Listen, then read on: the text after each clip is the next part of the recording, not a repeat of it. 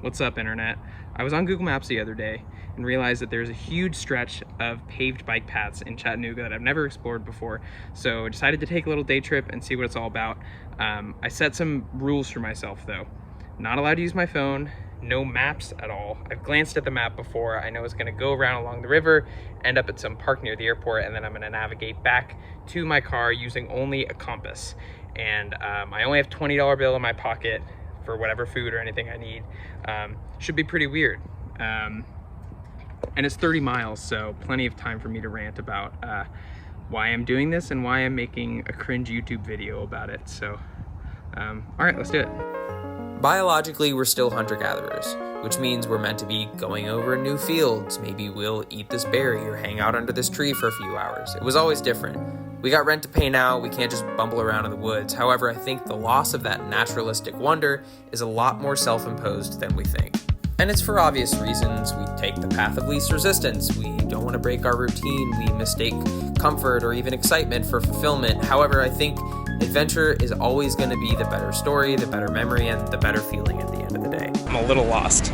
You know where the river bikeway is? Go through the back of that parking lot, and then you'll start descending down a little curvy road, and you will pick it right back up there on the back side. Perfect. And you'll quickly cross a bridge over the road. Okay, thank you so much. Have a good one.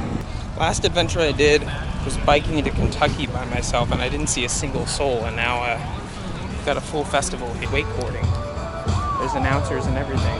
Just run them off the track. Okay, back to my rant. Plenty of people have made art projects and videos and apps to tackle this issue. You've got alternate reality games, ARGs, which are a blast as like an escapist version of what I'm talking about, but the popular ones can be a bit self-serious for my taste. Randonauting is also very interesting, but it kind of requires people to buy into synchronicity and multiverse stuff in order to access the magic of it. Ah, yes. This is what we love. Okay, I've gone farther than I thought. A bit older of an example is geocaching, which is amazing and I wish it were more popular still. However, the missions by design are a bit short, so it's hard to spend more than like 10 minutes getting into one of these. We've got a public bike repair station. Quick notes, Nashville. I have to mention geoguessing because even though it is a video game, it does scratch a similar thing in our brains about getting us out of our comfort zone and seeing different things. And finally, Tom Davies, Geo Wizard. His adventures and straight line missions are my biggest inspiration for this sort of thing. The only issue is that if you jump that many farm fences in the US, you're just gonna get shot, especially in the South. So I wanna try to find similar things that are more accessible to people in the States. What a cool spot that would be to live. Probably about a fourth of the way in. I feel like I should be turning to the right more. There's a moment in the map, a bike path juts off to the left and leads to nowhere. This looks like it. Hell yeah. So now it's compass mode. Southeast. The point is, I saw a gap in this broader cultural project of restoring some exploration to our lives, and that's why I created Shrimp Race.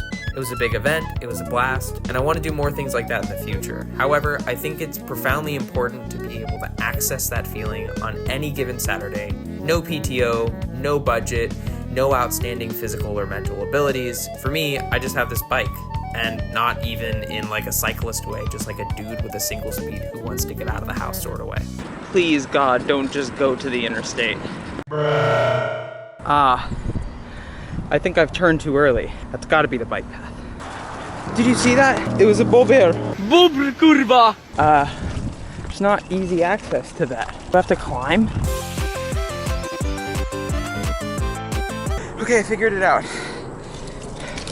Wrapped the bike lock around the tire, strapped it to there, climbed up, and hauled my bike over. So I'm gonna be filming some experiments on this channel, and these outings have a few criteria. Number one, they need to put me far outside of my normal comfort zone and routine. What? This is gorgeous. Number two, they need to be physically, mentally, and socially challenging. Number three, it needs to have a layer of absurdism or silliness. And four, it needs to be accessible, something that either myself or someone else with this itch could recreate easily with very little planning. The bike path just spit me out here, so southwest, that's southeast.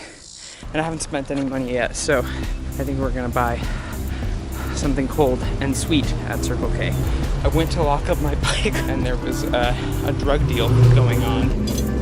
Lemonade sounds pretty good. 39, that'll do. Nice shady spot for a break.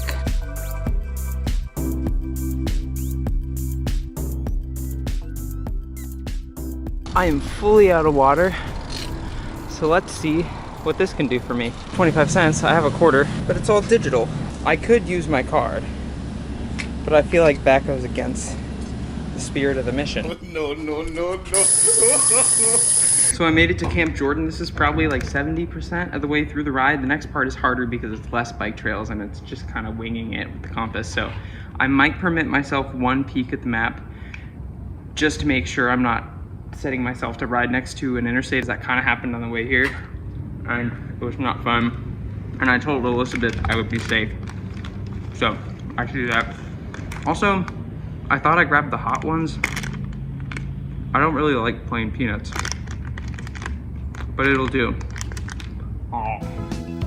So hopefully this will be the first of many videos like this that I upload. I've been doing some similar adventures that I hadn't filmed, but essentially Google Maps has just been my biggest ally and prompt, since there's actually a feature where you can toggle on and off to see the bike lanes in your area. Super helpful. I need another drink.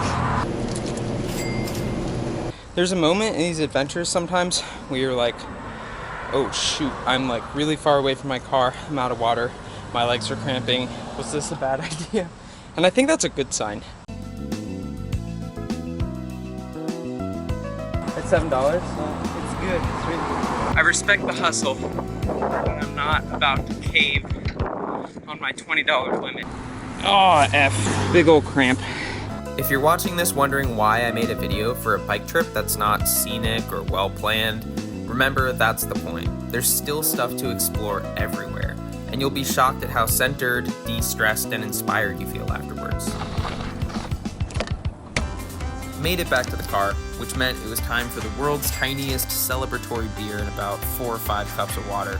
I had saved some money in the budget to get food at the end, but honestly, I was too wiped from the heat, I probably would have just thrown up. Sorry, snow cone kids. It's the next morning, and other than a little sunburn and heat headache, I think it was a pretty successful adventure.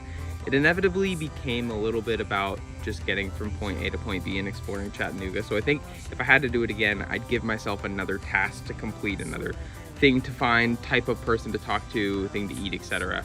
I would also probably not do it when it was like 90 degrees in August. But yeah, good things to learn. See if I do more of these soon. Thanks for watching.